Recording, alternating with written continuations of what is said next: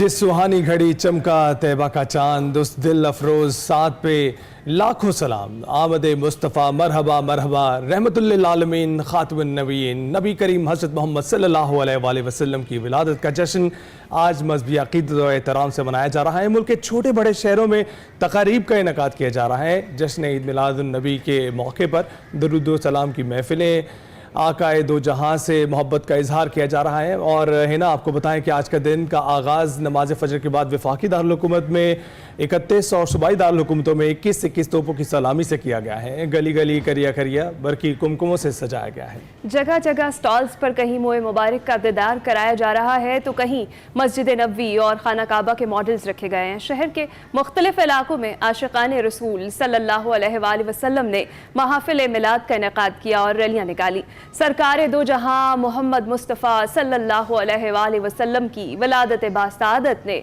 दुनिया की तारीकी को अपने नूर मुजस्सम से रोशनियों में बदल दिया।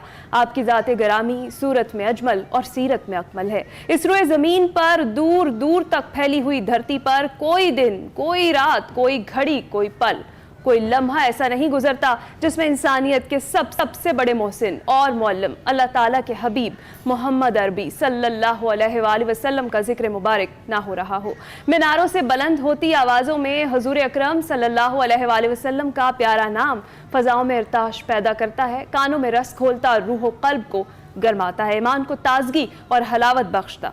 कुरान करीम की आयत करीमा वरफ़अना लका ज़िक्रक, और हमने आपकी खातिर आपके जिक्र को बुलंद किया की सदाकत पर गवाही देता नजर आता है। अस्सलामु अलैकुम, आप देख रहे हैं एक्सप्रेसो और मैं हूं हिना आदिल और मैं हूं अली अनीक सैयद। हमने उस जिक्र का जिक्र किया जिससे तमाम जिक्र शुरू होते हैं और तमाम जिक्र ख़त्म होते हैं। तो इसी तरह आज का शो हम इसी जिक्र से अपने प्यारे नबी से मोहब्बत के इजहार से करेंगे और उसका इख्तिताम भी एक ऐसी ही नशिस्त पर करेंगे जिसमें दीगर मेहमान गरामी भी हमारे साथ होंगे और इस जिक्र का दोबारा जो है हम अपनी जानिब से हाजिरी लगवाएंगे। किसी हद तक हम भी जिक्र मुस्तफ़ा सल्लल्लाहु अलैहि वसल्लम जो है वो करेंगे और आज के पाक दिन के हवाले से जो है उसमें गुफ्तगू भी की जाएगी। आगे बढ़ते हैं जी प्रोग्राम में। सबसे पहले देख लेते हैं कि मुल्क की सियासी सूरत हाल काफ़ी दिनों से जो है वो गर्मा गर्म है और क्या क्या है आज हमारे सियासी मेन्यू में, बड़ी खबर में जानते हैं।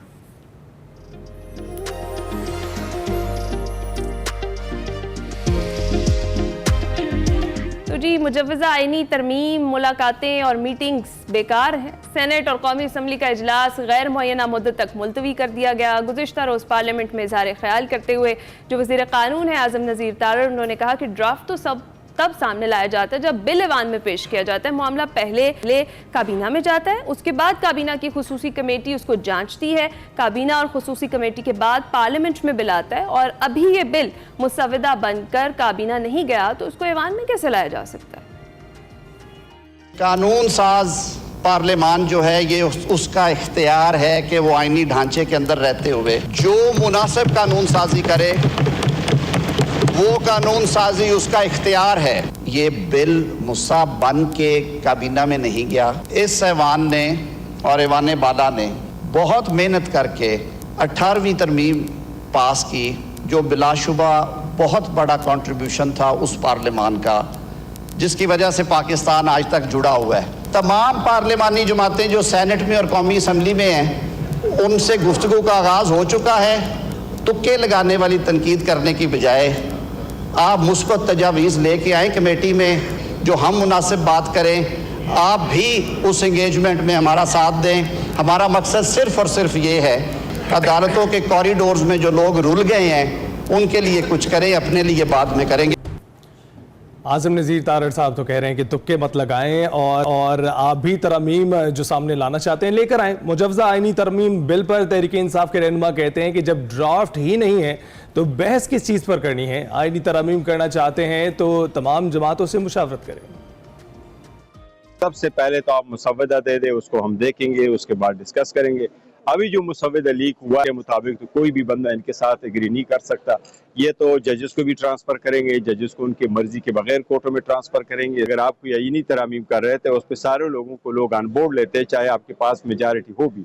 और आपके पास अगर मेजॉरिटी नहीं भी और आपने लिखना है तो आपने अंधेरे में नहीं करना, आपने सबसे पहले बताना। जिस तरह कल तमाशा बना रहा, इधर से जाओ उधर से जाओ, आप फाइलें नहीं मिलती और कहे जी हमारे पास ड्राफ्ट नहीं है। अगर ड्राफ्ट नहीं है तो हमने डिस्कस किस चीज को करना है? हम मुजाहिमत करेंगे अगर कोई इस किस्म की कानून साजी लाते हैं। अगर कोई समझता है कि हम इस चीजों से, इस 210 से डरेंगे तो उसकी गलत फहमी है।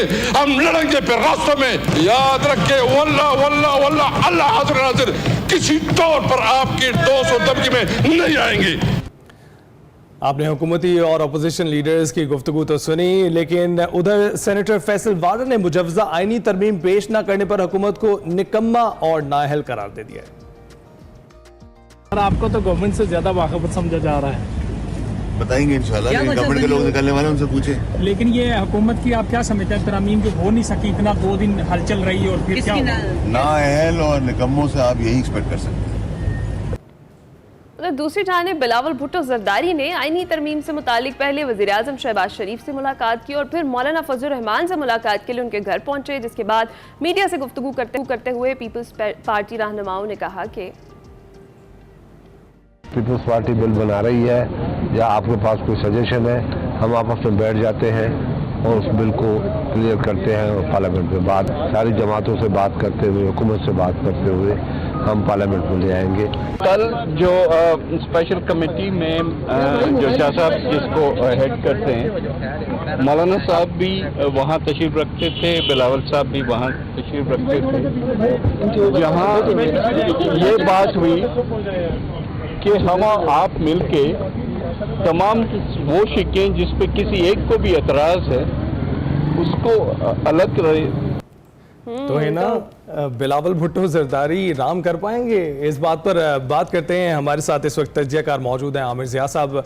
आमिर ज़िया साहब, आप बताइएगा, 54 शिकों पर मुश्तमिल ये मुजव्वजा आईनी तरमीम है जिस पर अपोजिशन अदलिया के हवाले से ये कह रही है कि उस पर हमले किए जा रहे हैं, और दूसरी जानिब हम देख रहे हैं कि हुकूमत इसको इस्लाहात करार दे रही है। तो आप इसको किस तरह से देखते हैं? देखिए, पहली बात जो भी आपने क्लिप दिखाया आजम नजीर तारड़ साहब का, समझते ये चाहिए कि हुकूमत की ख्वाहिश बिल्कुल ये थी कि वो एकदम अचानक बिल लेकर आए और उसको मंजूर करवा ले पार्लियामेंट से। इस बात के गवाह जो है, मतलब जिसने पार्लियामेंट को कवर किया है इस्लामाबाद में, उनको पता है कि किस तरह से अपने हुकूमत इत्तेहाद ने अपने लॉ मेकर्स को, यानी कि अरकान कौमी असम्बली और सेनेट को रोका हुआ था कि वो शहर छोड़ के ना जाए। मकसद यही था कि वो लेकर आए इस बिल को और उसको फौरन मंजूर करवा लें, और उसके लिए ना वो किसी से बहस करने के लिए तैयार थे, ना इत्तेफाक राय जो बनाई जाती उसके लिए तैयार थे वो तो। और उसमें ज़ाहिर है कि इसके खिलाफ थे, तो अपनी पार्टी के जो अरकान थे वो बिल्कुल तारीकी में थे। पीपल्स पार्टी से उनका ताल्लुक हो, चाहे उनका ताल्लुक नून लीग से हो, लेकिन मुट्ठी भर लोगों को पता था इन्होंने अपने अरकान को इत्तेमाद में नहीं लिया था। तो इसमें यह कहना कि जी अभी तो हमने पेश ही नहीं किया, हमारा इरादा ही नहीं था, ऐसी बात नहीं थी। हुकूमत की हिकमत अमली बुरी तरह नाकाम रही, और इस बात का सबूत आया है कि जो अभी आपने फैसल वाडा वाला भी क्लिप दिखाया, वो इस बात का सबूत है कि पूरे 16 आने इनके जो थे तैयारी थी कि हमें बिल लाके मंजूर करवाना है, वो नहीं हो सका। एक तो ये बात हुई। दूसरी बात ये, इस बिल में क्या है, इस बिल में जो है वो आप कहते हैं ना कि आला अदलिया की ताकत को डाइल्यूट करना चाहते हैं, उसको सबसर्विएंट बनाना चाहते हैं हुकूमत के। अगर इनको दुख होता अवाम का, और इस बात का दुख होता है कि जी अवाम जो इन्होंने जुमला कहा कि रुल रहे हैं कॉरिडोर्स में, तो वो हाई कोर्ट सुप्रीम मुट्ठी भर अवाम जाते हैं। वहां असल तो हम लोग रुलते हैं अवाम, वो तो लोअर कोर्ट्स में रुल रहे होते हैं, जहाँ पे लाखों मुकदमे जो है जेरे इल्तिवा है। और यहाँ पे इनको जो फिक्र हुई हुई है, तो वो एक गलत तासुर दिया जा रहा है। मकसद यही था कि आला अदलिया के पर काटे जाएं। और आप देखिए ना, मुदाखलत का जो एक बात कर रहे हैं, ये नंबर 1 के हमें एक कॉन्स्टिट्यूशनल कोड बनानी है। अब सवाल पैदा होता है कि एक तरफ आप कहते हैं कि हम पाकिस्तान में महकमे कम कर रहे हैं, जब आप कॉन्स्टिट्यूशन कोड बनाएंगे उसके लिए एक अलग बिल्डिंग बनाएंगे, कभी आगे चलकर फौरन ना भी बनाए, अलग अमला होगा, आप मजीद खर्च बढ़ा रहे होंगे। अच्छा, क्या हमेशा ही कॉन्स्टिट्यूशन के मामला जो है वो इतने अदालतों में जाएंगे? इस वक्त इसलिए जा रहे हैं कि हुकूमत जो है आइन के ऊपर अमल नहीं करी, और क्योंकि अमल नहीं करती तो बार बार लोग उसको चैलेंज करते हैं। अच्छा। जो मामला पार्लियामेंट में तय होने चाहिए वो जाके अदलिया में चैलेंज हो रहे होते हैं। तो आमिर साहब, ये जो फिर ऑपोजिशन इल्जाम लगा रही है कि जो ये तरामीम लाई जा रही हैं अदलिया को कमजोर करने के लिए तरामीम लाई जा रही है, ना कि अदलिया को मजबूत करने के लिए, तो इस पर क्या कॉमेंट करेंगे आप? फिर आपने बिल्कुल दुरुस्त कहा, ये जो इल्जाम है ये गलत नहीं है, सिर्फ हिज़्ब खिलाफ नहीं कह रही, पाकिस्तान के जो सरकर्दा वकला हैं वो चाहे इत्तेज़ाज़ एहसन उनका नाम है, चाहे मुनीर मलिक है, चाहे फैसल सिद्दीकी है, चाहे वो आबिद जुबैरी साहब हैं जिन्होंने इसको सुप्रीम कोर्ट में चैलेंज भी किया है, जो कलीदी नाम है, बड़ी बड़ी बाढ़ से पाकिस्तान की, वो इसको कहते रिजेक्ट कर रही है, इसको मुस्तरद कर रही है। और उसकी वजह ये कि आप अगर ये कह देंगे कि अपनी मर्जी से हाई कोर्ट के जजेस को ट्रांसफर पोस्टिंग करेंगे कि जनाब आपने क्योंकि मेरे फैसले पे हमारी हस्बे मंशा फैसला नहीं दे रहे तो उठाकर कहीं और फेंक दिया, फिर वो ये चाहते हैं कि जनाब अपनी पसंद के जजेस से, देखिए सियासी मुदाखलत क्या होती है कि सियासी जमात अपनी मर्जी से अपनी पसंद के जजेस को तैनात करे और उनको फिर इस बात की भी एक कैरेट दे, गाजर दिखा रही हो कि जी हम आपको जो है कॉन्स्टिट्यूशनल कोर्ट में जो है मजीद आपको वहां पे नौकरी दे देंगे या उनकी मुद्दत मुलाजमत में जो है तौसीक की जाए। तमाम वो चीजें कि जिसमें इनकी बदनीयती झलकती है। अच्छा। समझना ये चाहिए कि देखिए कानून साजी में शफाफियत होनी चाहिए, यहाँ पे अदम शफाफियत थी जिसकी मैंने जैसे कहा कि इनके नहीं कि हमें किस तरह की कानून साजी करनी है। ये समझ रहे थे कि जी ये कठपुतली है, हमारे जो अरकान है इन कहीं से बिल नाजिल होगा, पता नहीं कहाँ से, हमें नहीं पता, और लोग उसके ऊपर जो है मोहर लगा देंगे, उसको हाँ रजामंद हो जाएंगे। तो एक बिला वजह का बुरान पैदा किया। ये PDM-1 हो शहबाज शरीफ की जिस दरख्वास्त का भी आमिर ज़िया साहब आपने जिक्र किया है कि उस पर जो पाकिस्तान तहरीक इंसाफ की क़यादत है वो भी चली गई है सुप्रीम कोर्ट में, तो इस पर कहीं ना कहीं आप तक थोड़ी जल्दी नहीं कर गए इस दरख्वास्त को सुप्रीम कोर्ट में ले जाने पर? बाज लोग ये कह रहे हैं कि जनाब जब कानून बना नहीं है, कानून पेश नहीं हुआ तो अब कबल से के चले गए, लेकिन यहाँ पे प्रियम किया गया क्योंकि अगर ये पास हो जाती है तो फिर आप सुप्रीम कोर्ट का ये हक खत्म कर देंगे कि वो इसको रिव्यू कर सके। तो ये एक बड़ी मुतनाज़ा और ऐसी कानून साजी है कि जिसपे आप देखिए बिल्कुल पार्लियामेंट को इख्तियार है कानून साजी का, लेकिन इस तरह की कानून साजी का इख्तियार नहीं है कि वो किसी इदारे को तबाह कर रही है। तो यहाँ पर एक इदारे को तबाह किया जा रहा है, उसका नाम है आला अदलिया, हमारी हाई कोर्ट्स को, हमारी सुप्रीम कोर्ट को। तो जाहिर है कि इसको बचाने के लिए फिर जाहिर है कि आपने उसको बुकला कर रद्द-ए-अमल देखा, उन्होंने तहरीक चलाने की बात की। आम आदमी से बात करें, आम आदमी का कोई ताल्लुक नहीं इन इस्लाहात से। कोई इस्लाहात अगर करनी होती तो हम लोअर कोर्ट्स पे करें। भारत 1 अरब से बड़ा मुल्क है, उनकी जो आबादी 1 अरब का है, वहां पे 33 सुप्रीम कोर्ट के वो हैं, जजेस हैं। आप क्यों बढ़ाना चाह रहे हैं? आप अपने मुल्क का साइज देखें, उस पर आप कह रहे हैं कि जी हम अपने जजेस की तादाद 23 कर देंगे। जब एक मुल्क 33 जजेस से चल रहा हो तो हमारा 24-25 करोड़ का मुल्क के लिए आपको इतने जजेस की क्या जरूरत है? बात अभी तक 5 साल में ये मुल्क चला ना। और अच्छा फिर आप देखिए कि जो इनके ताजी तो उन्होंने अपने आप को पीछे किया, नून लीग के। पीपल्स पार्टी पहले तैयार थी, फिर पीपल्स पार्टी को जब इसके असरात का पता चला तो आपने देखा कि वो पहले कायल करने जा रहे थे मौलाना को, फिर नवेद कमर ये कहने लगे असेंबली में गुज़िश्ता रोज के जी हम भी इनसे इत्तेफाक नहीं करते, तमाम जो वो है इसकी शिकें हैं। लेकिन फिर भी बिलावल भुट्टो साहब तो गए दोबारा से मौलाना को मिलने के लिए, तो फिर कहीं ना कहीं लगता नहीं है कि उनका भी इंटरेस्ट है, उनकी जमात का भी है इंटरेस्ट? नहीं, बिल्कुल है, बिल्कुल है। देखिए ना इस वक्त जो है ये बी टीम का किरदार पीपल्स पार्टी अदा कर रही है नून लीग का, और इनके जो भी जिनको जो असाइनमेंट दिया गया है हुकूमत को कि जिस बिल को मंजूर कराना है, क्योंकि नहीं चाहते कि मंसूर अली शाह साहब जो हैं वो एक ताकतवर चीफ जस्टिस के तौर पर आए, और ये चाहते हैं कि काजी फैज ईसा साहब को किसी तरह से रोक लिया जाए, या फिर अगर वो नहीं रुकते तो अपनी मर्जी के जजेस नीचे से लेकर आ जाए सीनियोरिटी की उसको खत्म करते हुए। तो तमाम का तमाम इसकी बैड इंटेंशंस के जरिए ये काम कर रहे हैं, और जिससे मेरे ख्याल में पाकिस्तान में इंसाफ जो है वो आसान नहीं होगा, बल्कि हुकूमत के सब्सर्विएंट हो जाएगा, गुलाम बन के रह जाएगा। तो उसके अगर आप देखते हैं कि तमाम पार्टीज और यहाँ पर जितने भी फरीकैन है कि कंसेंसस डेवलप कर लेते हैं अदालतों पर, तो उसके बाद क्या सिचुएशन बने? आईनी अदालत शरीफ साहब के पहले दौरे हुकूमत में जो कानून साजी हुई वो शख्सी और खानदानी मफादात के लिए थी, यानी कि नैब कवानीन को तब्दील किया गया था अपने फायदे के लिए। अब जो कानून साजी हो रही है वो इसलिए हो रही है कि इसमें महदूद सियासी मकासद हैं इनके। तो बिल्कुल पाकिस्तान में इस चीज का इम्कान है कि तमाम, अभी तो मौलाना एक दीवार बने हुए, लेकिन उस दीवार को जो है ढाया जा सकता है, उसको कंफ्यूज किया जा सकता है, उनको मिलाया जा सकता है अपने साथ, तो खतरा टला नहीं है। लेकिन अगर आप ऐसा करते, मैं समझता हूँ कि हुकूमत जो है इस मुल्क में पहले ही बहुत ज्यादा तजादात है, बहुत ज्यादा सियासी बेचैनी, आप उस बेचैनी में इजाफा कर रहे होंगे। जब आप कानूनी और आईनी रास्ते बंद करते हैं तो फिर लोग इंतहा पसंदी की तरफ जाते हैं। और यहाँ देख रहे हैं आपने वो अख्तर मेंगल साहब का जो है वो देखा, रद्द-ए-अमल देखा।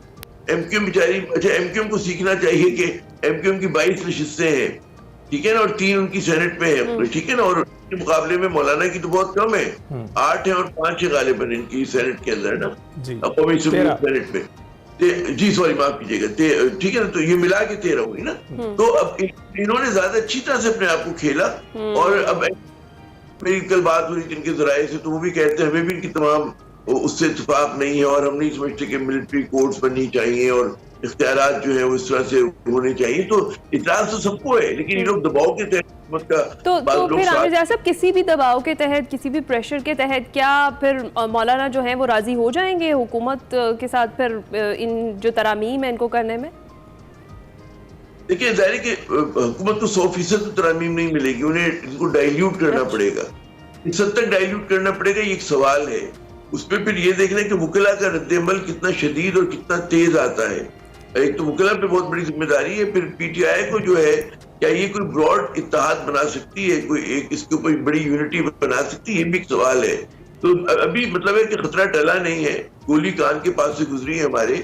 आला दलिया पाकिस्तान की आज भी खतरे में, क्योंकि हुकूमत ने अपनी इंटेंशन जाहिर कर दी है कि वो जज की उम्र में इजाफा करेंगे, सीनियोरिटी के देखिए सीनियोरिटी को जब आप डिफाई करते हैं तो उसका मकसद ये हुआ कि आप सियासी मुदाखलत का रास्ता खोल रहे हैं। बिल्कुल। तो वो अगर ये करते तो तमाम चीजें जो है पाकिस्तान में इंसाफ को आगे नहीं लेके जाएंगी बल्कि पीछे लेके आएंगी। तो आमिर साहब, ये भी बिलावल की तरफ से भी कहा गया था कि मौलाना आईनी अदालतों के हवाले से काफी रजामंद दिखाई देते हैं, लेकिन उनको तरीकेकार पर शायद एतराज है और वो भी जल्द दूर कर दिया जाएगा। तो क्या तरीकेकार हो सकता है?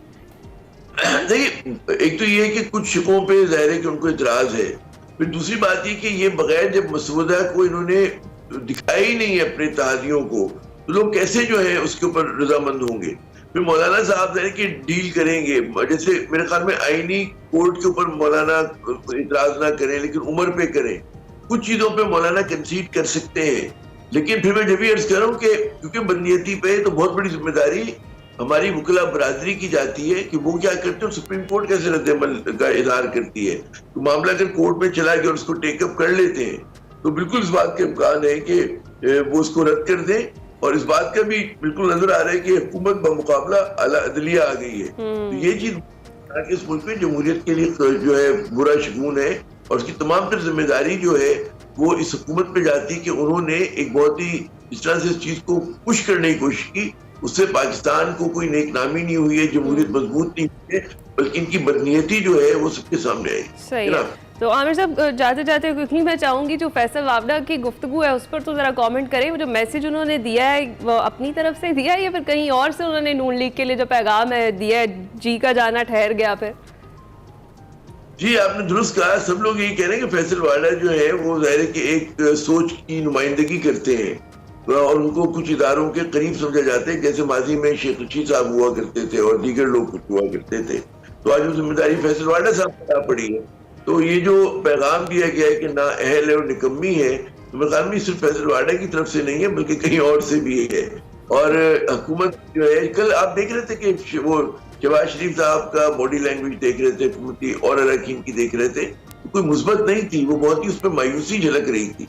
और मतलब है कि जाहिर है कि जब आपने मेरी क्योंकि मैं इस्लामाबाद में था, मेरी बात हुई कई बहुत सारे अरकान कौमी असम्बली और सेनेट के लोगों से, तो कई लोग तो बड़े परेशान थे हुकूमती, वो कोई घर जाना चाह रहा था, अपने छुट्टियों पे जाना चाह रहा था, इनको जो है रोका हुआ था यहाँ पर इस्लामाबाद के अंदर कि आप छोड़ के नहीं जा सकते, तवील नशिस्तें हो रही थी। और वो कहते जी हमें तो एक तरह से अडियाला जेल का मजा आ गया कि बेमाना किस्म की नशिस्तें हो रही हैं, बहुत देर तक हमें बिठा के रखे हैं। मैं हुकूमती अरकान की बात करूँ, और वो तमाम के तमाम तनकीद कर रहे थे कि जी जिस तरह से कंडक्ट किया जा रहा था, उनको यरगमाल बनाया हुआ था कि आप छोड़ के नहीं जा सकते, किसी को अपने बच्चे की किसी तकरीब में जाना था, कोई वीकेंड पे जाकर और कुछ करना चाह रहा था, जाहिर है कि लोग दूसरे शहरों से आ रहे थे। तो ये मैं बता रहा हूँ, मैं कम से कम 4-5 मेरी जो हुकूमती उसके कौमी असम्बली के अरकान से मुलाकात हुई, सबकी ये राय थी, और किसी को नहीं पता था कि किस चीज पर उनको मोड़ लगाने के लिए रोका जा रहा है। तो ये हुकूमत के लोग जब उनके बारे में तनकीद कर रहे हो तो आप इससे अंदाजा कर सकते हैं कहाँ खड़े थे ये लोग। जी आमिर जाज़ साहब, बहुत शुक्रिया आपका, इस हवाले से आपने अपना तजिया पेश। और है ना, जैसे फैसल वावडा की बात हुई और उनका जो निकम्मा और नाअहल वाला स्टेटमेंट है, उसके बाद हुकूमती मौक़िफ़ हमने देखा है, उनके उजलत में उन्होंने ये बुलाया तो था, लेकिन आजम नज़ीर तारड़ साहब ने फिर कहा कि ये एक प्रोसेस के थ्रू ही लाया जा सकता था, जो पहले काबीना में पेश किया जाता, फिर काबीना की कमेटी उसका पूरा सर्वे करती, उसको जांचती और जांचने के बाद ही इसको आगे फॉरवर्ड किया जा सकता जी था। हाँ, बिल्कुल। यहाँ पर ब्रेक पर जाने से पहले अपडेट हम शामिल कर लेते हैं अपनी एक पाकिस्तान विमेन T20 सीरीज के हवाले से। शिकस्त का वायरस विमेन टीम में भी मुंतकिल हो गया जनाब। जनूबी अफ्रीका ने पाकिस्तान विमेंस को पहले T20 में 10 रन से शिकस्त दे दी। पाकिस्तान और जनूबी अफ्रीका की विमेन क्रिकेट टीमें 3 मैचेस पर मुश्तमिल T20 सीरीज के पहले मैच में मुल्तान स्टेडियम में मद्दे मुकाबिल थी, जहां मेहमान टीम ने पहले बैटिंग करते हुए मुकर्ररा 20 ओवर्स में 4 विकेटों के नुकसान पर 132 रन बनाए। और हदफ के ताक़ुब में पाकिस्तान की इब्तदाई 5 विकेटें 47 रन पर गिर गई थीं, जिसके बाद आलिया रियाज और कप्तान फातिमा सना ने जिम्मेदाराना खेल पेश किया, उसका मुजाहरा किया। दोनों टीम को हदफ के करीब ले जाने के बावजूद भी इन्हें मैच नहीं जितवा सकी। आलिया रियाज और फातिमा सना 37 रन बनाकर 52 नॉट आउट रहीं और पाकिस्तान की तरफ से सादिया इकबाल ने 3 और निदा डार ने 1 विकेट हासिल किए। 3 मैचेस पर मुश्तमिल T20 सीरीज के बाकी दोनों मैचेस भी मुल्तान में 18 और 20 सितंबर को खेले जाएंगे। वी आर होपफुल, जैसे हम कहते ही रहते हैं, जो क्रिकेट टीम बेचारे वो दुआओं पे ही लगे होते हैं कि चले अगला जीत जाए, ये वाला हार गए हैं तो अगला जीत जाएंगे, अगले 2 मैचेस जीत जाएंगे। चले इसी बात पर एक ब्रेक ले लेते हैं।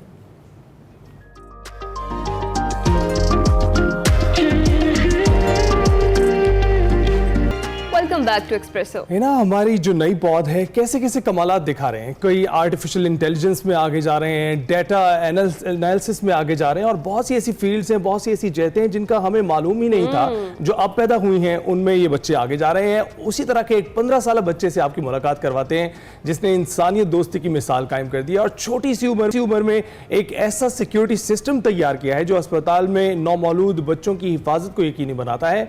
और आर्टिफिशियल इंटेलिजेंस की मदद से तैयार किया गया सिस्टम किसी भी खतरे को भांपने की सलाहियत रखता है। जी हाँ, और ना सिर्फ भांपने की सलाहियत रखता है बल्कि जो मशकूक हरकत है उसको भी महसूस करता है और एक्टिव हो जाता है, और इसका जो अलार्म है वो बजना शुरू हो जाता है। ये सिक्योरिटी सिस्टम चंद हज़ार रुपए में तैयार होता है जी, और अस्पताल समेत बहुत सी अहम जगहों पर सिक्योरिटी की जो ज़रूरियात है उनको बेहतर तरीके से पूरा कर सकता है। इस जो सिक्योरिटी सिस्टम है इसके हवाले से मज़ीद बात कर लेते हैं। अपने जो मोहसिन हमारे साथ मौजूद है, इन्होंने ही इसको बनाया है, इनसे पूछते हैं इन्होंने इसकी किस तरह से क्रिएशन की, कैसे ख्याल इनको आया। अस्सलाम वालेकुम मोहसिन, कैसे हैं आप? अब तक हम मोहसिन से रब्ता करते हैं, कुछ टेक्निकल रीजंस हैं। ये वैसे बड़ा ही अच्छे किस्म का सिक्योरिटी सिस्टम होना चाहिए, जिस तरीके से हॉस्पिटल्स या बैंक्स की बात अगर हम करें तो ये जो इनिशिएटिव है, और बिल्कुल बहुत छोटी सी उम्र में, सिर्फ 15 साल की उम्र में इन्होंने ये सिक्योरिटी सिस्टम बना लिया। अब देखें कि आगे चलकर इन्होंने क्या कारनामे सर अंजाम दिए। जिस तरह से शुरू में आप बात कर रहे थे कि जो हमारे बच्चे हैं, जो हमारे स्टूडेंट्स हैं, जो यंग जनरेशन है, वो कहीं किसी से पीछे नहीं रह रही, खा वो तालीम का मैदान हो या फिर AI हो, किसी भी जगह पर। अभी कल ही हमारे पास गेस्ट मौजूद थे और उन्होंने एनिमेशंस में काम करना शुरू किया था, और ये मैं पहले भी जिक्र कर चुका हूँ कि बहुत सी ऐसी जहतें हैं, जब हम बड़े हो रहे थे, हम टीवी जनरेशन है, हम टीवी देखकर बड़े हुए हैं, हम फिल्म्स देखकर बड़े हुए हैं, जो हमें हमारी एंटरटेनमेंट के लिए मौजूद होती थी। लेकिन इनके पास तो डिजिटल मीडिया है, इनके पास आर्टिफिशियल इंटेलिजेंस है, और ऐसी ऐसी चीजें हैं जो हम इमेजिन भी नहीं कर पाते। मोहसिन हमारे साथ मौजूद है। मोहसिन, अब आपको आवाज आ रही है? जी आ गई। अच्छा, अस्सलाम वालेकुम मोहसिन, सबसे पहले तो good morning to Express, good morning और वेलकम टू एक्सप्रेसो। मुझे ये बताइएगा कि 15 साल के हैं आप, सिर्फ किस ग्रेड में हैं, और ये जो इतना बड़ा सिक्योरिटी सिस्टम आपने बना लिया, इसका ख्याल कैसे आया आपको? वालेकुम अस्सलाम, मैं ग्रेड 9 में हूँ, और इसका ख्याल मुझे इस तरीके से आया कि अक्सर न्यूज़ चैनल्स और खबरों में सुनना आ रहा होता है कि कोई खुदा ना खास्ता कोई नौमौलूद किसी हॉस्पिटल से अगवा हो गया, या फिर किसी बैंक के उनके मनी वॉल्ट से पैसे चोरी होगा। तो मैंने सोचा कि मैं एक ऐसा लेजर सिक्योरिटी सिस्टम बनाऊं जो कि खुद ऑटोमेटेड हो और खुद ही रोबोटिक्स के थ्रू काम करे, मतलब इसके अंदर भी कोई ह्यूमन एफर्ट्स ना, क्योंकि ज्यादातर ह्यूमन एरर्स आते हैं, कोई मिस्टेक आ जाती है, लेकिन मैंने एक ऐसी रोबोटिक्स पे ऐसी चीज बनाई कि जिसमें कोई एरर नहीं आया। अच्छा, तो मोहसिन ये बताएं कि फिर आर्टिफिशियल इंटेलिजेंस के बारे में आपने कहाँ से पढ़ा, कहाँ से सीखा, और फिर आप इसको इस्तेमाल में लेकर आए और इतना बड़ा सिक्योरिटी सिस्टम आपने बनाया? बेसिकली मैंने इसके कोर्सेज किए थे, पाइथन के, गेम डेवलपमेंट के और रोबोटिक्स के। मैंने IHI से किए थे, इंस्टीट्यूट है जिनको रनर सर शकील है, उन्होंने मुझे मुफ्त में और काफ़ी कम पैसों में, काफ़ी कम कॉस्ट में मुझे प्रोग्रामिंग कोर्सेज और लैंग्वेजेस का। तो ये बताइएगा कि आपको ये सिस्टम बनाने में मदद किसने की, और अगर ऐसा ही सिस्टम एक बनाया जाए तो उस पर कितनी लागत आती है? जी, इसकी सबसे ज़्यादा मदद मेरी सर शकील ने की, जो मेरे इंस्टीट्यूट के रनर थे, और इसको 24 आवर्स न्यू ड्यूरेशन। अच्छा, तो इस जो सिक्योरिटी सिस्टम है, ज़रा डिटेल में इसकी वर्किंग के हवाले से बताइएगा। ये सिस्टम काम कैसे करता है, इसका अलार्म कब बजता है और कैसे पता चलता है कुछ सिक्योरिटी वायलेंस हो रही है? बेसिकली इसमें मैंने 5 कंपोनेंट्स का इस्तेमाल किया है। एक को कहते हैं आर्डिनो, एक है लेजर सेंसर, एक है एलईडी और एक है बटन। बेसिकली मैंने लेजर को 3 लेजर के थ्रू रिफ्लेक्ट करवाया है चारों तरफ, और लेजर सेंसर पे आके एमिट करवाया है। अगर लेजर अपने सेंसर पे आने से ब्लॉक हो जाती है किसी भी डायरेक्शन से, तो वह आर्डिनो, एलईडी और बजर को कमांड देगा, उनको ये बोलेगा कि ऑन हो जाओ, जिससे सब अलर्ट हो। अच्छा, तो इसका जो इस्तेमाल है, जिस तरह से आपने बताया कि नौमौलूद बच्चों की सिक्योरिटी के हवाले से हॉस्पिटल्स में आपने न्यूज़ में काफ़ी देखा, तो उससे आपने इंस्पायर होकर इसको तख्लीक किया। तो सिर्फ हॉस्पिटल्स वगैरह में काम करेगा या बैंक्स वगैरह में भी इसका इस्तेमाल किया जा सकता है? नहीं, ये एक लेजर सिक्योरिटी सिस्टम है। आप इसको हॉस्पिटल्स के अलावा बैंक्स के वाले वार्ड्स में भी इंस्टॉल कर सकते हैं और अपने घर में भी इंस्टॉल कर सकते हैं। लेट्स सपोज किसी जेल में कोई प्रिजनर फरार ना हो पाए, उनके पास एक बाउंड्री पे इंस्टॉल हो सकती है, किसी भी बाउंड्री। मोहसिन, आप खुद इतने छोटे से हैं, नौमौलूद बच्चों का ख्याल कैसे आया, उनको सिक्योर बनाने का ख्याल कैसे आया? बेसिकली मैंने सोचा कि अब इतनी सारी जानें जो खुदावंद मुताला में दी, मतलब लॉस होते आ रही है, कोई अगवा हो जाता है, कोई किसी को मार दिया जाता है ज़्यादातर गवर्नमेंट हॉस्पिटल्स में। तो इसको सिक्योर करने के लिए मैंने सोचा कि मैं एक ऐसी चीज़ बनाऊं कि जिससे ये चीज़ प्रिवेंट हो सके। अच्छा, तो ये बताएं कि इसमें मज़ीद बेहतरी की गुंजाइश मौजूद है, इसकी क्वालिटी मज़ीद बेहतर करने की, या फिर ये अब आपने फाइनल मॉडल जो है वो बना लिया है?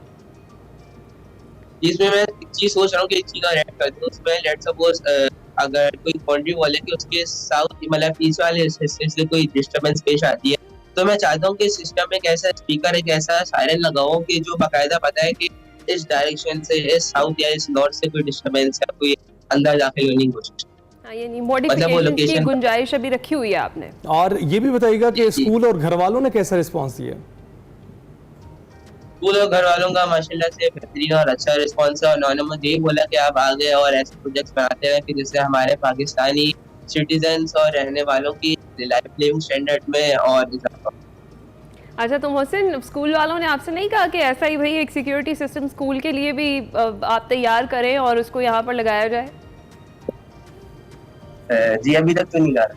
अच्छा, वैसे आप माशाल्लाह इतने काबिल हैं, आगे चलकर आपको जरूर कह दिया जाएगा कि भाई इस सिक्योरिटी की जिम्मेदारी भी आपकी है। और डिग्री कौन सी लेंगे?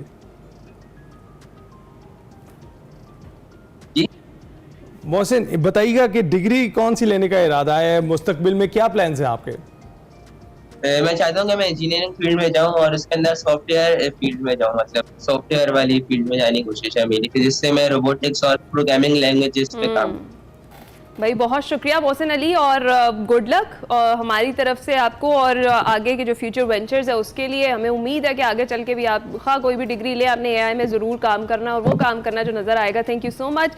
आप एक्सप्रेसो में आए और आपने हमने बात की थी ज़रा सी नम हो ये मट्टी बड़ी जरखेज़ है साकी, तो ये यहाँ रोज़ ही रोज़ एक्सप्रेसो में इसी तरह के टैलेंट्स जो हैं उनसे अब आपकी मुलाकात करवाते रहते हैं, और क्यों ना करवाई जाए। जहाँ पाकिस्तान का नाम बुलंद हो रहा है, जहाँ हमारे जो स्टूडेंट्स हैं, जो हमारे बच्चे हैं, वो इतना कुछ कर रहे हैं, तो उसको अप्रिशिएट भी करना चाहिए। इसके साथ एक्सप्रेसो में वक्त तो एक ब्रेक का, कुछ देर में वापस आते हैं। एक्सप्रेसो में एक बार फिर से खुशामदीद। एशियन चैंपियंस ट्रॉफी की बात करते हैं, हॉकी की बात करते हैं। बहुत अच्छा खेल पेश कर रही थी पाकिस्तान की हॉकी टीम, और सेमीफाइनल तक भी पहुंच गई थी। उम्मीद ये की जा रही थी कि फाइनल तक भी रसाई मिल जाएगी, पर ऐसा ना हो सका। चीन से पाकिस्तान पेनल्टी शूटआउट्स पर हार गया, 2-0 से शिकस्त हुई है, फाइनल तक रसाई ना हो पाई है। चीन पहली बार फाइनल तक पहुंचा है और अब उसका मुकाबला होने जा रहा है भारत से। और पाकिस्तान और चीन के दरमियान जो ये मैच हुआ है, इसमें मुकर्ररा वक्त के दौरान मैच एक गोल से बराबर रहा था, जिसकी वजह से पेनल्टी शूटआउट पर हम गए, और इससे पहले भी हम जापान से भी पेनल्टीज पर ही हारे थे। जी हाँ, बिल्कुल ऐसा ही है। पेनल्टी शूट्स में हम जो अजलान शाह हॉकी कप था उसमें भी हम यहीं से ही बाहर हुए थे। पेनल्टी शूट्स में पाकिस्तान कोई भी गोल नहीं कर सका, जबकि चीन ने 2 गोल किए। इवेंट का जो दूसरा सेमीफाइनल है उसमें भारत और जनूबी अफ्रीका के दरमियान हुआ। भारत ने कामयाबी समेटी और चीन और भारत के दरमियान अब फाइनल आज खेला जाएगा। चीन पहली बार एशियन हॉकी चैंपियंस ट्रॉफी के फाइनल में पहुंचा और पाकिस्तान को ग्रुप मैचेस में सिर्फ भारत से शिकस्त हुई थी। बड़े हम पर उम्मीद थे कि भाई चले जाएंगे और चाइना तो बस हरा ही लेंगे, कुछ नहीं होगा, लेकिन कोई बात नहीं, ये भी चलता है। जिन नामसाइद हालात से हमारी टीम गई है तो कुछ भी हो सकता था। जबकि 2 मैचेस की अगर बात करें तो फातेह और 2 मैचेस में हम बराबर रहे। कौमी टीम तीसरी पोजीशन के लिए आज कोरिया का मुकाबला करेगी। ये जो सारी हॉकी की सिचुएशन में है इसमें बात करनी है और हमारे साथ मौजूद हैं none other than the flying horse of Pakistan hockey, Samiullah Khan sahab. अस्सलाम वालेकुम सर, कैसे हैं आप? वालेकुम सलाम। बिल्कुल ठीक, शुक्र अल्हम्दुलिल्लाह। सर क्या कमेंट करेंगे पाकिस्तान की परफॉर्मेंस पे? और इसी तरह से अभी हमने जिक्र भी किया कि अजलान शाह हॉकी कप में भी हम इसी तरह शूटआउट्स, पेनल्टी शूटआउट्स में बाहर हुए थे और अब भी ऐसा ही हुआ। जैसे कि आपने इंट्रो में बताया, पाकिस्तान की हॉकी टीम इस टूर्नामेंट में बड़ा अच्छा खेली। क्योंकि 2 मैच ड्रॉ रहे लेकिन उसके बावजूद बुरा नहीं था, बड़ी अच्छी पेस पे जा रही थी। और खास तौर पे चीन को 3 दिन पहले वो 5-1 से जीते और वो उस वक्त जो खेल रहे थे वो बिल्कुल डोमिनेट कर रहे थे।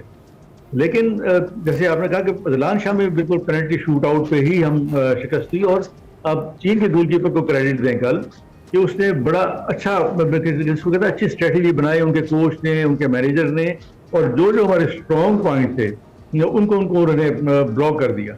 हमारे खिलाड़ियों को समझ नहीं आई कि ये क्या हो रहा है। और चीन के लिए बड़ी सी खबर है और पाकिस्तान, मैं कहता हूँ कि बड़ा बदकिस्मत है कि बिल्कुल फाइनल में पहुंचते पहुंचते रह गया।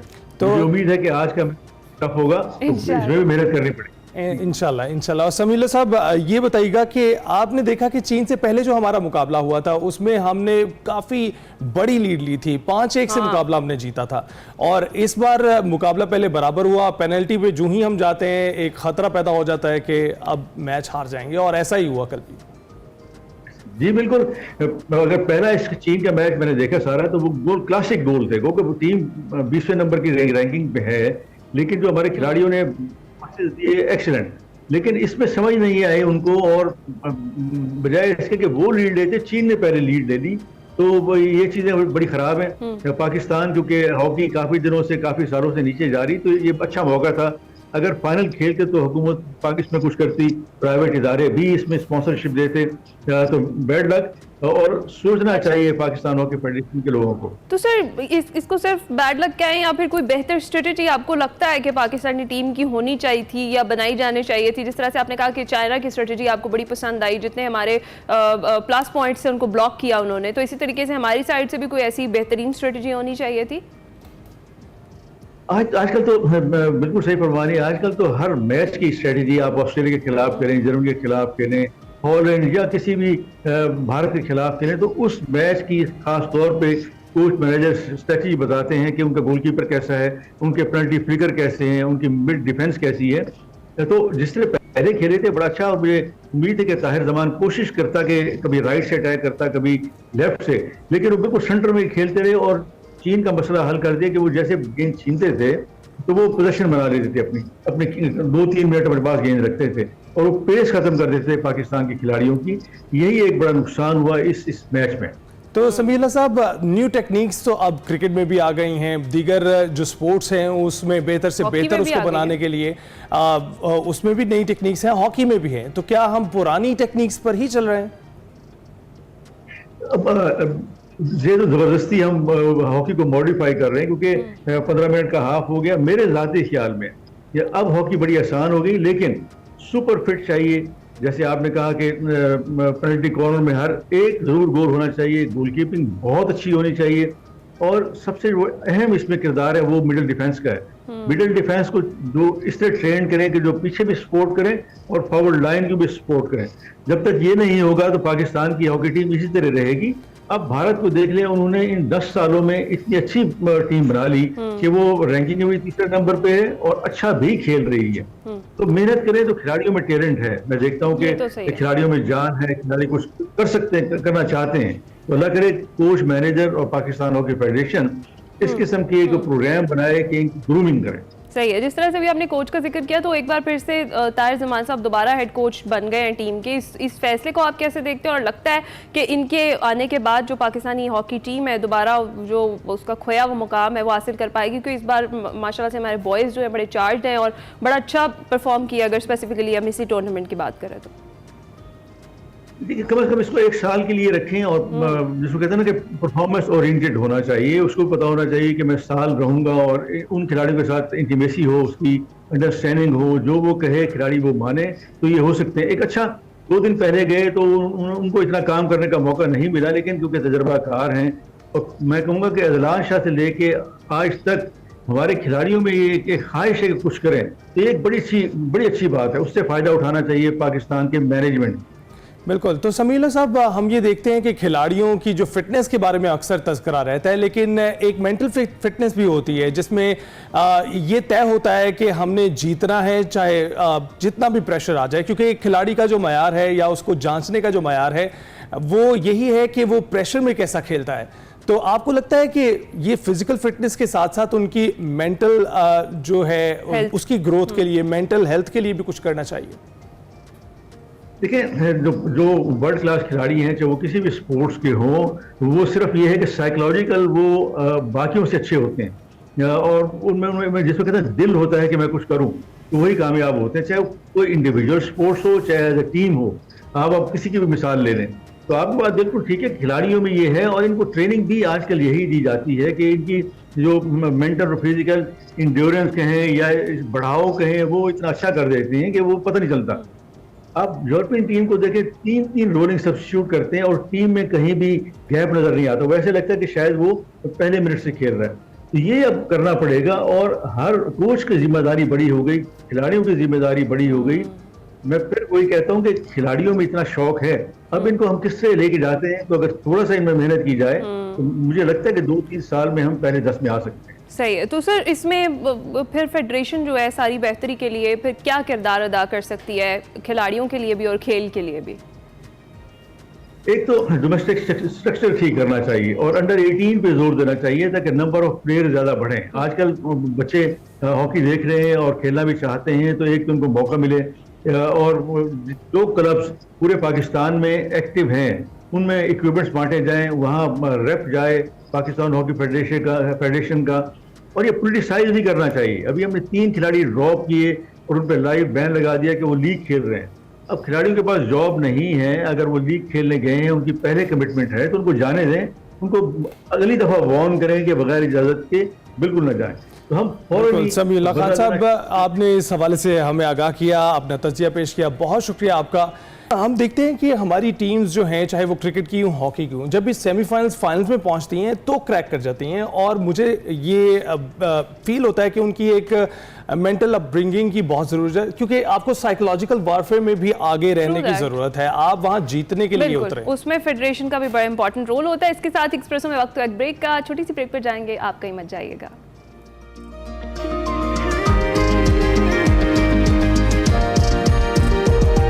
प्रोग्राम के दूसरे हिस्से में खुशामदीद। अब शामिल करते हैं सेगमेंट मेरा पाकिस्तान। आज हमारी मुलाकात करवा रही हैं फैरा फैज़, एक खत्तात से जिनका नाम है आयशा कमाल। देखते हैं क्या गुफ्तगू हो रही है और वो क्या अपने फनपारे दिखा रही हैं।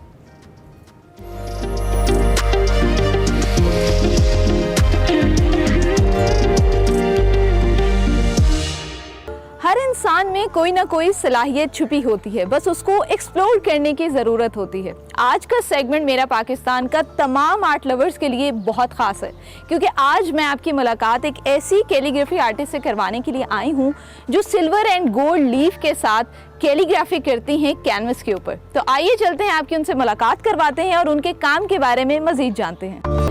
तो वैसे इस वक्त हम आयशा कमाल के घर पे मौजूद हैं, जिन्हें फ़न खत्ताती में कमाल हासिल है। तो पहली दफ़ा आयशा आपने कब कलम पकड़ा और इसका आगाज़ किया? कोई उम्र बताना चाहेंगे आप? क्या उम्र थी आपकी? तकरीबन 2 क्लास में थी। ठीक है। तो मैंने ये स्टार्ट किया। तो फिर जब मैं 8 क्लास में थी तो मुझे बिल्कुल मैं बहुत ही अच्छी कैलीग्राफी करना शुरू हो गई। वाह, ज़बरदस्त। अच्छा, तो इस सारे प्रोसेस में मुझे बताएं कि किसी से सीखती थी आप या ये इनबिल्ट था आपके अंदर टैलेंट? नहीं, मैं बहुत ज़्यादा प्रैक्टिस करती थी तो फिर वो बहुत अच्छा लिखा जाता था, तो मैं खुद ही इतना अच्छा लिखना शुरू हो गई। और जब पेंटिंग मैंने पहली बनाई, उसको कैनवस पे बनाया, तो वो मेरी उम्मीद से भी ज़्यादा अच्छी बनी। क्या बात। तो वैसे हम जो है आयशा कमाल के जितने आर्ट वर्क्स हैं वो आपको दिखाने की कोशिश करेंगे, और साथ साथ हम ये भी जानेंगे कि किस तरह से एक आर्टिस्ट रंगों का इंतखाब करता है और इनकी टेक्निक्स क्या है और कितना आर्ट वर्क इन्होंने बना लिए।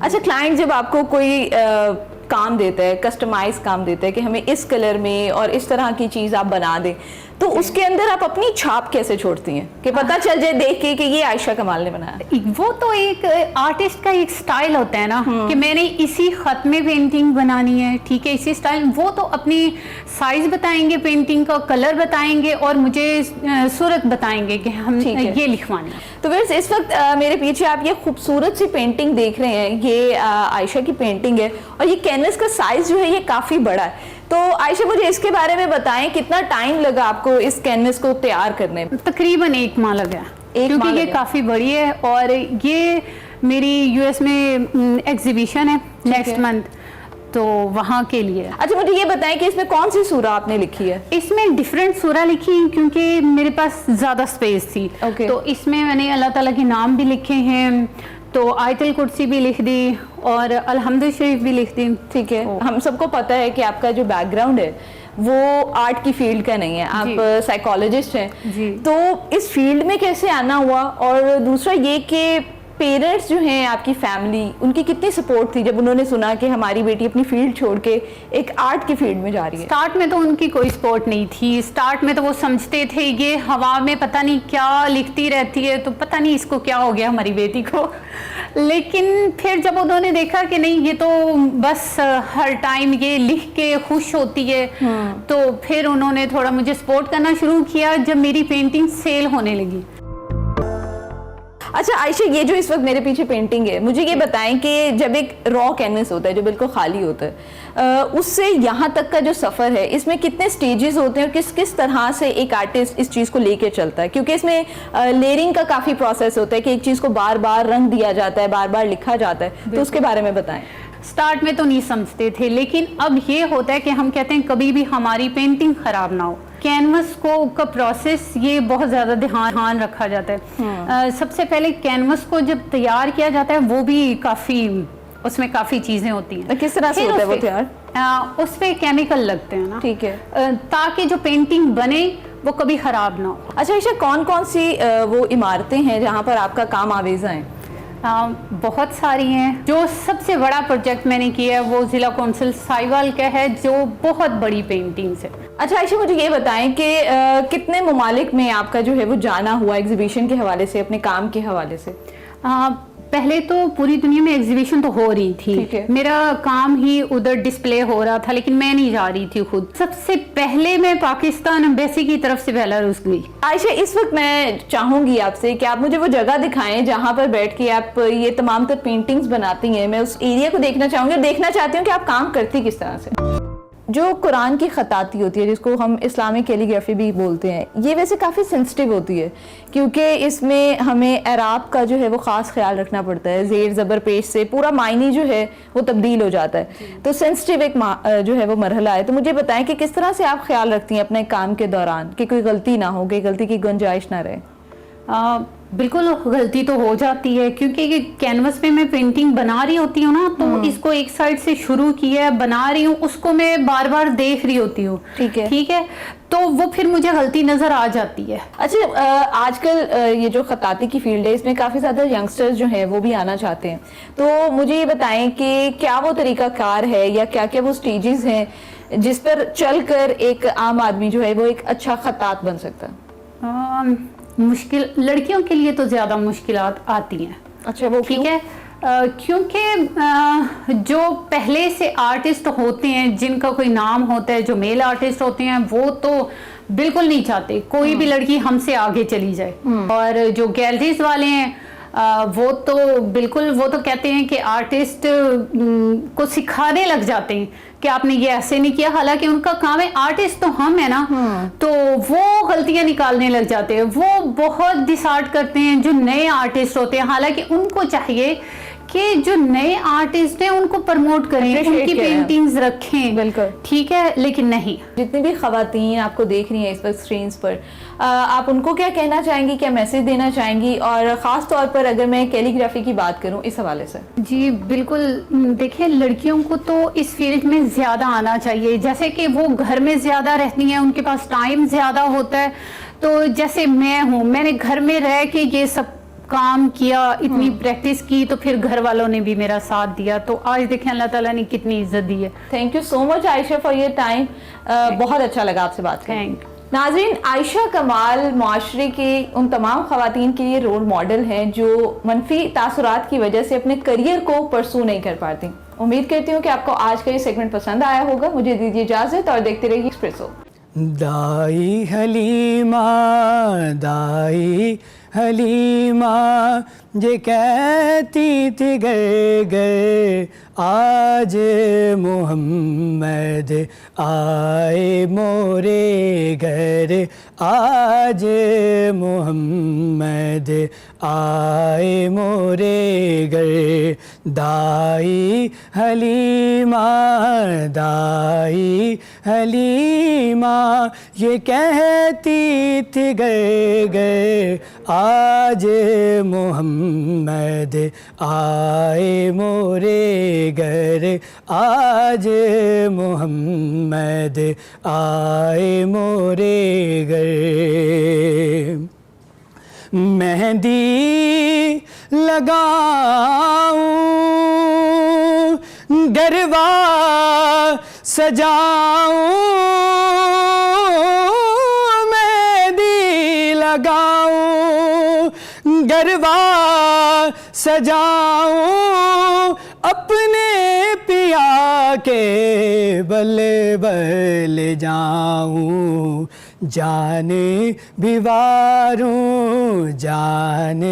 बिवारूं मैं उनके चरण पे, आज मोहम्मद आए मोरे घर, आज मोहम्मद आए मोरे घर।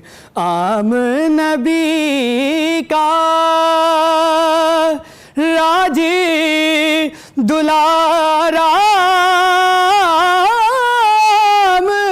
नबी का राजी दुलारा, कितना अनोखा कितना प्यारा चांद उतर आया है ज़मीं पर, चांद उतर आया है ज़मीं पर, आज मोहम्मद आए मोरे घर, आज मोहम्मद आए मोरे घर। और आओ खियों मिलकर गाएं, आओ सखियों मिलकर गाएं, अपने पिया का जश्न मनाए। सल्ले अला की धूम है गए गए, आज मोहम्मद आए मोरे घर, आज मोहम्मद आए मोरे घर, आज मोहम्मद आए मोरे घर। सुभान अल्लाह। नात का नजराना पेश कर रहे थे मोहम्मद रिजवान सदीक। क्या खूबसूरत आवाज़, क्या खूबसूरत अंदाज़ है रिजवान आपका, किसी और दुनिया में आप ले जाते हैं जब आप कलाम पेश कर रहे होते हैं। तो जनाब, हम जिक्र कर रहे हैं, ज़िक्र मुस्तफ़ा है, आज जश्न ईद मिलादुन्नबी सल्लल्लाहु अलैहि वसल्लम है, और हमने आगाज़ में भी आपसे कहा था कि हम एक नशिस्त ज़रूर सजाएँगे, छोटी सी महफ़िल सजाएँगे, अपनी तरफ से नजराना अक़ीदत पेश करेंगे। वो दानाए सुब्ल ख़त्मुर रुसुल मौलाए कुल, जिसने गुबार राह को बख्शा फ़िरोग़ वादी सीना, हादी आलम रहमतुल्लिल आलमीन नबी करीम हज़रत मोहम्मद सल्लल्लाहु अलैहि वसल्लम की वलादत का जश्न आज मुल्क भर में मजहबी जोश जज्बे से मनाया जा रहा है। सरकार दो जहां मोहम्मद मुस्तफ़ा सल्लल्लाहु अलैहि वसल्लम की वलादत बासादत ने दुनिया की तारीकी को अपने नूर मुजस्सम से रोशनियों में बदल दिया। आपकी ज़ात ग्रामी सूरत में अजमल और सीरत में अकमल है। इस रोए ज़मीन पर दूर दूर तक फैली हुई धरती पर कोई दिन, कोई रात, कोई घड़ी, कोई पल, कोई लम्हा ऐसा नहीं गुजरता जिसमें इंसानियत के सबसे बड़े मोहसिन और मौलम अल्लाह ताला के हबीब मोहम्मद अरबी सल्लल्लाहु अलैहि वसल्लम का जिक्र मुबारक ना हो। मीनारों से बुलंद होती आवाज़ों में हजूर अकरम सल्लल्लाहु अलैहि वसल्लम का प्यारा नाम फ़ज़ाओं में इर्ताश पैदा करता है, कानों में रस खोलता, रूह क़ल्ब को गरमाता, ईमान को ताजगी और हलावत बख्शता। कुरान करीम की आयत करीमा व रफ़ाना अल्लाह का ज़िक्र और हमने आपकी खातिर आपके ज़िक्र को बुलंद किया कि सदाकत पर गवाही देता नजर आता है। जी, आज जश्न ईद मिलादुन्नबी सल्लल्लाहु अलैहि वसल्लम के मौके पर मुल्क भर के तमाम छोटे बड़े शहर सजाए गए हैं। गली गली मोहल्ले मोहल्ले में चरागा किया गया है। महाफिल मिलादुन्नबी मुस्तफ़ा सल्लल्लाहु अलैहि वसल्लम का खुसूसी एहतमाम किया गया है। शम्मा रिसालत के परवाने अपने अपने अंदाज में नजरान अक़ीदत पेश कर रहे हैं और नजरान अक़ीदत पेश करने के लिए हमारे साथ इस वक्त मौजूद हैं प्रोफेसर नासिर महमूद जो कि इस्लामी स्कॉलर हैं। बहुत शुक्रिया हमें ज्वाइन करने के लिए। प्रोफेसर साहब, इस वक्त आप देख रहे हैं रहमतुल्लिल आलमीन नबी करीम सल्लल्लाहु अलैहि वसल्लम की विलादत का आज दिन मनाया जा रहा है, उनकी आमद का दिन मनाया जा रहा है, क्या कहेंगे इस पर? अल्हम्दुलिल्लाह ताला मैं तमाम आलम इस्लाम को बिलउमूम और अहलियान पाकिस्तान को बिलखुसूस हुज़ूर सरवरद आलम सल्लल्लाहु अलैहि वसल्लम की विलादत मुक़द्दसा की मुबारकबाद देना चाहूँगा। आज ईद मिलादुन्नबी पर आपको भी हमारे तमाम सुनने वालों को ईद मिलाद मुस्तफ़ा सल्लल्लाहु अलैहि वसल्लम मुबारक हो। देखें, बात यह है कि इस कायनात में अल्लाह ने हमें बेशुमार नेमतें अता की। इतनी नेमतें हैं कि ख़ुद रब्बे ज़ुल जलाल इरशाद फरमाता है व इन तउद्दू नेमतल्लाहि ला तुहसूहा, अगर तुम अल्लाह की नेमतों को गिनना चाहो तो उनकी गिनती मुमकिन नहीं है। बेशुमार नेमतें हैं, मगर उनमें एक नेमत ऐसी है जिसको रब्बे ज़ुल जलाल ने खुसूसी तौर पर मोमिनीन पर अपना एहसान कहा। अल्लाह ने सारी नेमतें दी, कहीं नहीं फरमाया कि ये मेरा तुम पर एहसान है, क्योंकि वो तो रब है और रब होता ही वो है जो अदम से वजूद में लाए, फिर उस वजूद को शैअन फ़शैअ लम्हा बलम्हा उसकी तमाम ज़रूरियात पूरा करते हुए नुक्ता कमाल और उरूज तक पहुँचा दे, वो रब है। रब ने अपनी रबूबियत का इजहार किया हर एक को नुक्ता कमाल तक पहुँचाकर, किसी नेमत को एहसान नहीं कहा।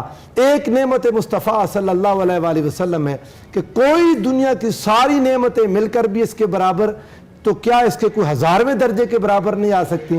रब्बे ज़ुल जलाल ने फरमाया लक़द मन्नल्लाहु अलल मुमिनीन इज़ बअस फ़ीहिम रसूला, कि अल्लाह ने मोमिनीन पर एहसान किया जब उनमें अपना ये रसूल महबूब सल्लल्लाहु अलैहि वसल्लम भेज दिया। तो आक़ा तो जहाँ सल्लल्लाहु अलैहि वसल्लम अल्लाह का एहसान है, तो बाकी सारी नेमतों पर जब हम खुश होते हैं और उस खुशी को अपने अपने अंदाज में हर कोई सेलिब्रेट भी करता है, उस खुशी को मनाता भी है। वो इंडिविजुअल खुशियाँ भी हैं, वो नेशनल लेवल पर खुशी हैं, वो इंटरनेशनल लेवल पर खुशियाँ भी हैं, मुख्तलिफ़ किस्म की खुशियाँ हैं, मगर वो सारी खुशियाँ जिस एक खुशी के सदक़े में मिली वो खुशी आज की खुशी है ईद मिलाद मुस्तफ़ा सल्लल्लाहु अलैहि वसल्लम। यानी बाकी सारी खुशियों की जान, बाकी सारी खुशियों की रूह जिस एक खुशी को कह सकते हैं वो आज की हुज़ूर की विलादत बासादत की खुशी है। तो इसलिए आज हम अल्हम्दुलिल्लाह ताला इनफरादी सतह पर, कौमी बैनुल अक़वामी सतह पर, आलमी सतह पर सबसे बड़ी खुशी सेलिब्रेट कर रहे हैं और सबसे बड़ी खुशी को ऑब्जर्व कर रहे हैं। बेशक बेशक। प्रोफेसर फ़हद अली काज़मी साहब भी हमें ज्वाइन कर चुके हैं, बहुत शुक्रिया प्रोफेसर साहब। प्रोफेसर नासिर और प्रोफेसर फ़हद तो हमारे एक्सप्रेसो का हिस्सा ही हैं, बिल्कुल कोई भी इस तरह से मौका होता है हम ज़रूर दावत देते हैं और ज़रूर आते हैं। प्रोफेसर फ़हद साहब जिस तरह से भी बात कर रहे थे प्रोफेसर नासिर साहब की, बड़े खुशनसीब वैसे लोग होते हैं जिन्हें मिलाद से जाने का भी मौका मिलता है, जिन्हें इस दिन की खुशियाँ मनाने का भी मौका मिलता है। तो बहैसियत आका अलैहिस्सलाम के उम्मती हम कितने खुशनसीब हैं और हम इस चीज़ को कितना कह लें कि फॉर ग्रांटेड लेते हैं, या हम इस चीज़ को समझ नहीं पाते हैं कि क्या मकाम और क्या मर्तबा है हमारे आका अलैहिस्सलाम के उम्मती का। बहुत ही इंपॉर्टेंट आपने आगाज़ में ये कमेंट, और बहुत ही इंपॉर्टेंट है, हम असल में फॉर ग्रांटेड ले रहे हैं बहसियत उम्मा। और सरकार दो आलम सल्लल्लाहु अलैहि वसल्लम की जो ब्लेसेड बर्थ है, ये ऐसा मामला नहीं है जो कि आका की ज़िंदगी में भी अननोटिस्ड रहा हो। आका खुद अपना मिलाद सेलिब्रेट करते थे हर मंडे को रोज़ा रखकर, जब पूछा गया कि आप क्यों रोज़ा रखते हैं तो उसकी एक वजह आपने खुद इरशाद फरमाई कि इस दिन मैं पैदा हुआ था। तो प्रॉफिट सल्लल्लाहु अलैहि वसल्लम की जो बर्थ है, ये मैं कहना चाहूँगा, मेरा दिल कर रहा है ये। मैं इसलिए नहीं बना रहा कि मुझे कोई रिवॉर्ड मिले या मुझे कोई ख़ास किस्म की कॉम्पनसेशन या कोई स्पिरिचुअल अजर मिले। ये मेरी मिली जिम्मेदारी है, ये मेरी पहचान है। I am a Muhammadi and I want to be known that I am a Muhammadi and I would want to show the world that I am a Muhammadi. मैं प्रॉफिट सल्लल्लाहु अलैहि वसल्लम का फॉलोअर हूँ। तो इस मौके के ऊपर ऐसी कॉन्वर्जेशंस बड़ी काउंटर प्रोडक्टिव हैं जो एट टाइम्स हम देखते हैं कि हम सेलिब्रेट करें ना करें, हम ऑब्जर्व करें ना करें, ये तो इम्पॉसिबल है। मतलब दुनिया भर में आप कोई भी नेशनल डेज की, जैसे प्रोफेसर साहब ने भी इम्प्लाई किया, आपका कोई नेशनल डे होता है, आप उसे सेलिब्रेट करते हैं। मुल्कों में कॉन्स्टिट्यूशन बनता है, वो उस दिन को भी याद रखते हैं कि आज हमारा कॉन्स्टिट्यूशन हमने पास कराया था, ये हमारा रिपब्लिक डे है। दुनिया भर की ये रिवायत है। तो इस कायनात का कॉन्स्टिट्यूशन वो ज़ाते सरकारे दो आलम सल्लल्लाहु अलैहि वसल्लम। और हमारे जो स्पिरिचुअल स्कॉलर्स हैं उन्होंने तो ख़ास तौर के ऊपर ये कहा ना कि जैसे प्रॉफिट सल्लल्लाहु अलैहि वसल्लम की खुद भी हदीस है कि अल्लाह रब्बुल इज़्ज़त ने सबसे पहले मेरा नूर खल्क किया। प्रोफेसर फाज साहब, आपकी बात मुकम्मल नहीं हो सकी थी। बीइंग उम्मती हम कितने खुशनसीब हैं और इस हवाले से हमारी रिस्पॉन्सिबिलिटीज़ क्या है, उस पर हम बात कर रहे थे। कंटिन्यू कीजिएगा। इस दिन को सिर्फ मैं ये कहना चाहूँगा कि अननोटिस नहीं जाना चाहिए। It is a mark of celebration and it is a mark of my identity also, कि मैं नबी सल्लल्लाहु अलैहि वसल्लम से कितना ज़्यादा जुड़ा हूँ। और एक बात जो कि बड़ी ऑफ्ट कोटेड है प्रोफेसर साहब की मौजूदगी में, तो खैर सूरज को चिराग दिखाने के मुतरादिफ है, लेकिन मैं ये कहना चाहूँगा कि इमाम बुखारी वो जो रिवायत लाए हैं, सही बुखारी के अंदर है, जो हज़रत अब्दुल्ला इब्न हज़रत अब्बास बिन अब्दुल मुत्तलिब का ख्वाब है कि अबू लहब जो कि बाद में दुश्मन खुदा था, जिसकी मजम्मत में कुरान की सूरत मौजूद है, लेकिन जब उसने अनइंटेंशनली प्रॉफिट सल्लल्लाहु अलैहि वसल्लम की बर्थ को सेलिब्रेट किया और उंगली के इशारे से उस सबैबा खातून को उन्होंने आज़ाद किया, तो आज तक अल्लाह रब्बुल इज़्ज़त ने उस जेस्चर को भी उसके लिए एक राहत का सबब बनाया हुआ है। बेशक। तो अगर हम मारिफत रिसालत माब रखते हुए सल्लल्लाहु अलैहि वसल्लम हम प्रॉफिट सल्लल्लाहु अलैहि वसल्लम की बर्थ को सेलिब्रेट करें तो रब्बुल इज़्ज़त की बारगाह में वो कितना अजीम काम है। और जब नबी सल्लल्लाहु अलैहि वसल्लम ने फरमाया था, मैं ये हदीस पाक आपके सामने रखना चाहता हूँ, आका ने फरमाया था, मैं अपने दादा इब्राहीम अलैहिस्सलाम की दुआ हूँ, मैं अपने भाई ईसा की बशारत हूँ, खुशखबरी हूँ, और मैं अपनी वालिदा आमिना का वो ख्वाब हूँ जिसकी ताबीर भी उन्होंने पाई कि जब मेरी विलादत हुई तो इतना नूर रोशन हुआ, इतने नूर का इजहार हुआ कि मेरी वालिदा ने मक्का बैठकर शाम के महल्लात को देखा। तो प्रॉफिट सल्लल्लाहु अलैहि वसल्लम खुद भी इरशाद फरमा रहे हैं कि जनाब इब्राहीम अलैहिस्सलाम की वो दुआ, जनाब ईसा अलैहिस्सलाम की बशारत, ये क्या है? ये दर हकीकत मिलादुन नबी का बयान है। प्रॉफिट सल्लल्लाहु अलैहि वसल्लम का इंतजार हो रहा था, प्रॉफिट सल्लल्लाहु अलैहि वसल्लम के लिए सब मुंतज़िर हैं। और कुरान नातिक है, कुरान के अंदर मौजूद है, रब्बुल इज़्ज़त फरमा रहे हैं कि जब वो नबी आ जाए तो बाकी नबियों से अहद ले रहा है अल्लाह रब्बुल इज़्ज़त, तो तुमने उसका नासिर बनना है, उसकी मदद करनी है तुमने, और मैं तुम पर गवाह हूं। यानी प्रॉफिट सल्लल्लाहु अलैहि वसल्लम के लिए वो जो कहते हैं ना हम अंग्रेजी में, द स्टेज वाज सेट, रब्बुल इज़्ज़त वो स्टेज को सजा रहा है, और वो जो फाइनल कल्मिनेशन है वो मोहम्मद, वो अहमद सल्लल्लाहु अलैहि वसल्लम, वो उनकी आमद है, वो उनका इजहार है, वो उनका डिस्क्लोजर है। और हमारे सूफिया ने तो ये कहा कि ये सिर्फ ज़ाते मोहम्मद की बात नहीं है, बल्कि ये हकीका मोहम्मदी आला साहिब सलात, मोहम्मदन रियलिटी। और मोहम्मदन रियलिटी असल में इस कायनात का एसेंस है। सरकारे दो आलम एक हस्ती और एक शख्सियत और बशरी शान के साथ एक वजूद मुबारक तो है ही, मगर एसेंशियली वो जाने कायनात है। खैमा अफलाक का इस्तादा इसी नाम से है, नब्ज़े हस्ती तपिश आमादा इसी नाम से। बिल्कुल, he is the life of this universe. Professor Nasir sahab, हमने देखा कि आका दो जहां की आमद के बाद जो दायरा इस्लाम है वो वसी से वसी तर ही होता आ गया और आज तक होता आ रहा है। तो उनकी सीरत पर रोशनी डालिएगा, किन किन पहलुओं से, कि क्या क्या ऐसे पहलू थे जिनसे पहले लोग मुतासर होते रहे और आज तक मुतासर होते चले आ रहे हैं? देखिए, हुज़ूर सरवत दो आलम सल्लल्लाहु अलैहि वसल्लम की जो आज विलादत है, ये तो आक़ाए दो जहाँ सल्लल्लाहु अलैहि वसल्लम के ज़ाहिरी वजूद का इस दुनिया में आना। आक़ाए दो जहाँ सल्लल्लाहु अलैहि वसल्लम जब इस दुनिया में आए तो कायनात एक अंधेरा था, हर तरफ एक जुल्म था, जबर था, इस्तिबदाद था, इस्तेसाल था। पूरी दुनिया की तारीख पढ़ लें, यानी आप रोम जैसे एरिया में चले जाएं जो सिविलाइज्ड था, नॉलेज था, इल्म था, उनका एक कल्चर था, लेकिन जुल्म और इस्तेसाल वहाँ पर भी था।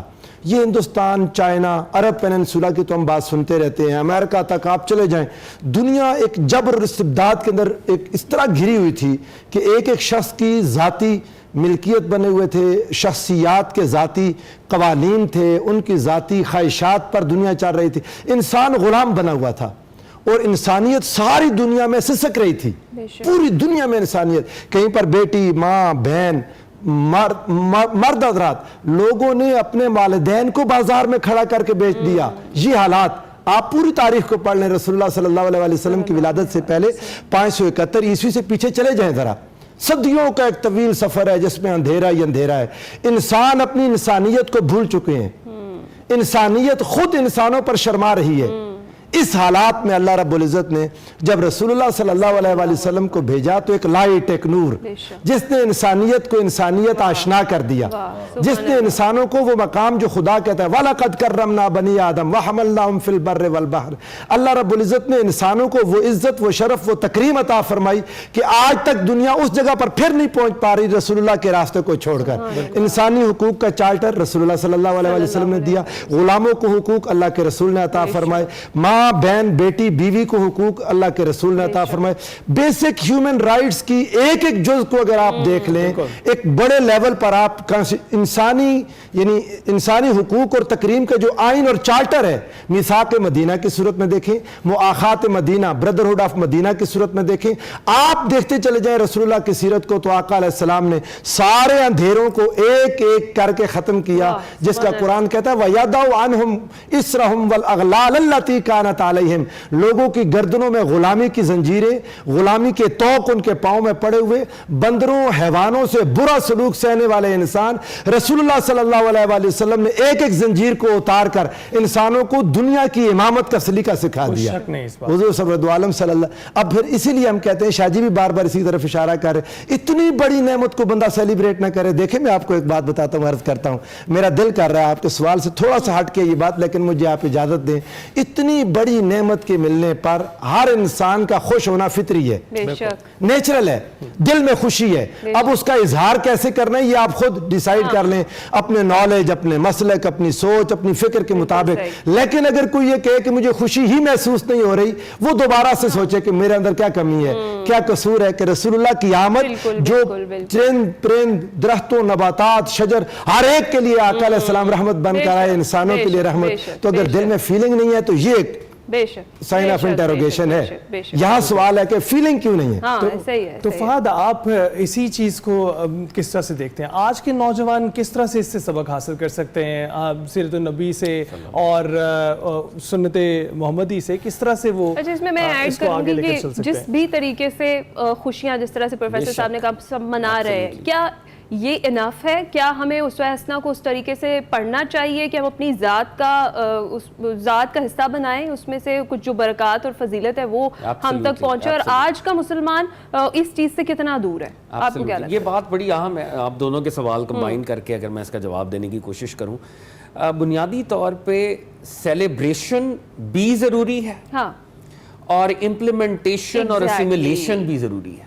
मसला सिर्फ ये है कि जो असिमिलेशन का सफर है, एब्जॉर्ब करना नबी सल्लल्लाहु अलैहि वसल्लम की तालीमात, वो तो 24/7 मैंने करना ही है। हाँ। वो तो एक ऐसा ऑब्लिगेशन है कि वो तो मेरी जरूरत है, वो मुझे हर वक्त करना है। मगर जब हम सेलिब्रेशन और एब्जॉर्प्शन को कॉन्फ्लिक्ट करके दिखाते हैं, यहां से प्रॉब्लम शुरू होती है। मेरा सेलिब्रेट करना मुझे नबी सल्लल्लाहु अलैहि वसल्लम की तालीमात को एब्जॉर्ब करने से नहीं रोक रहा, बल्कि सेलिब्रेशन एक कैटलिस्ट है कि मैं आज सेलिब्रेट कर रहा हूं और मैंने एब्जॉर्ब भी करना है इन तालीमात को। ये एक रिमाइंडर है, एक याद दहानी है। तो यूथ के लिए ना, जिस जमाने में हम हैं, यूथ क्या है, यूथ फेस्टिवल से खुश होती है, हमारी नफ्सियात है। मैं इंसान एक समाजी वजूद है, वो सेलिब्रेट भी करना चाहता है, वो गम वाली जगहों पे गम को ऑब्जर्व करना चाहता है। वो एक मैकेनिकल रोबोट नहीं है, वो डिजिटल आर्टिफिशियल इंटेलिजेंस की मैनिफेस्टेशन नहीं है। उसके अंदर इमोशंस हैं, उसके अंदर एहसासात हैं। बेशक।